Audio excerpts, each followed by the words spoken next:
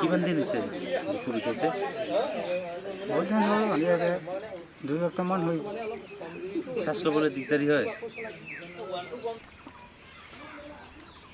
প্ৰেছাৰটো লিখি দিওঁ দেই, প্ৰেছাৰটো অলপ কম আছে, ORS লৈ ল'বচোন হা।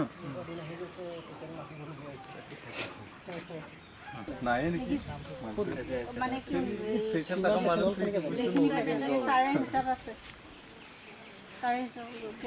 চাৰে কৈছে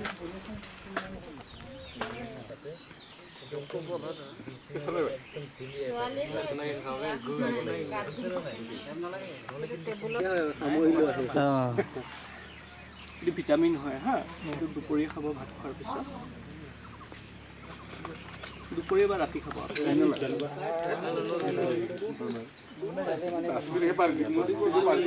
বয় কিমান লাগিছে?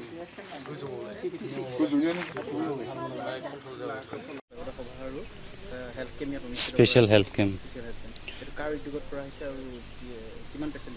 এইটো আজি স্পেচিয়েল হেল্থ কেম্প দিয়া হৈছে বিশ্বনাথ চাৰিআলি ব্লক PHCৰ পৰা। এইটো এৱেৰনেছ, মেলেৰিয়া মাহ চলি আছে।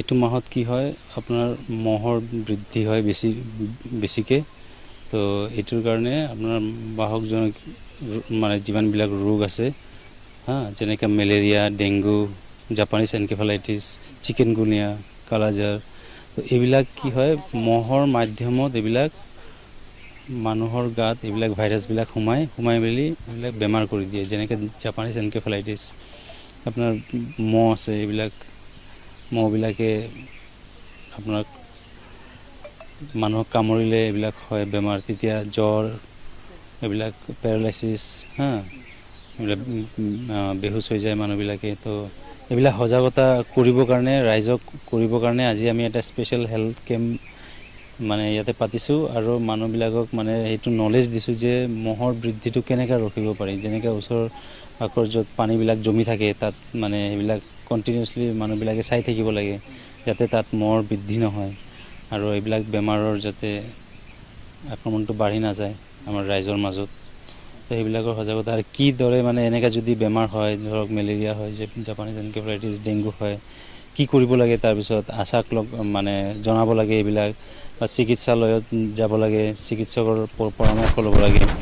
এনেকুৱা মানে বেজ চেজ মাতি পেলাই এইবিলাক কৰিব নালাগে, এইবিলাক কৰাটো একো মানে চাইণ্টিফিক হেৰি নহয় হা, উল্টা আৰু পেচেণ্ট চিৰিয়াছ হৈ পেলাই আমাৰ হস্পিটেলত আহে, তো তেতিয়া আমাৰ চিকিৎসা কৰিবলৈ অলপ টান হৈ যায়। সেইকাৰণে প্ৰথম অৱস্থাতে যদি ৰাইজে যদি এইটো মানে জানি যায় যে এইটো এনেকুৱা বেমাৰ হৈছে, আশাক যদি কণ্টেক্ট কৰে, তেতিয়া আমাৰ তাত সোনকালে আহে আৰু বেমাৰৰ আউটকামটো মানে ভাল হৈ যায়।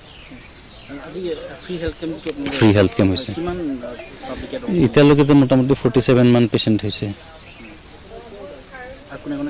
আৰু আমাৰ লগত মানে CHO 2জন আহিছে, ভীমাজুলিৰ CHO আহিছে হা, তো চবে আমি একেলগে মিলি তেওঁলোকে নিজৰ NCD স্ক্ৰিনিং, যোনটো নন কমিউনিকেবল ডিজিজ আছে, স্ক্ৰিনিংটো সেইটো মানে কৰি আছে, যোনটো ৰেগুলাৰ প্ৰচেছ কৰি আছে। আৰু আমাৰ ব্লকৰ পৰা ফাৰ্মাচিষ্ট আহিছে, আমাৰ মেলেৰিয়া ডিপাৰ্টমেণ্টৰ মানুহসকলে আহিছে, MI আহিছে, SI আহিছে হা, তেওঁলোকে আমাৰ লেব টেক আহিছে লগত, আমাৰ মানে ব্লাড টেষ্টো হৈছে, চব RD কিট, ৰেপিড ডায়েগনষ্টিক কিটবিলাক যিমানবিলাক টেষ্ট আছে চববিলাক হৈ আছে। ৰাইজে এইটো সুবিধা পাইছে, সুবিধা লাভো কৰিছে, চব প্ৰায় বহুত মানুহে আহিয়ে আছে এতিয়ালৈকে।